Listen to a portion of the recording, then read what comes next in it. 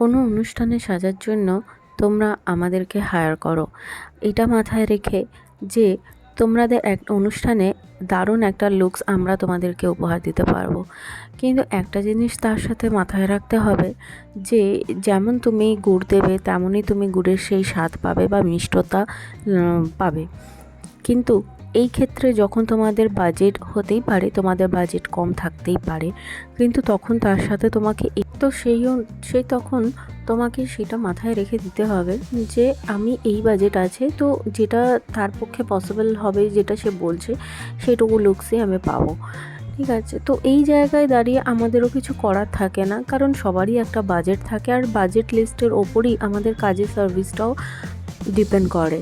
তো যাই হোক, এইগুলো একটু মাথায় রাখলে ক্লায়েন্ট আর মেকআপ আর্টিস্টদের মধ্যে যে একটা আন্ডারস্ট্যান্ডিং সেটা ভীষণ স্ট্রং হতে থাকে।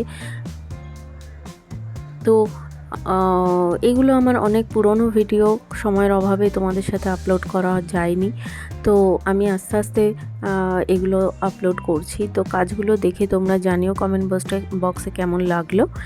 আর যারা বুকিং করার জন্য ইন্টারেস্টেড আছো বিয়েতে বা অন্য কোনো অনুষ্ঠানে সাজবে বলে, আমার স্ক্রিনে দেওয়া নাম্বারে আমার সাথে হোয়াটসঅ্যাপ করতে পারো বা কলই করতে পারো, কোনো অসুবিধা নেই।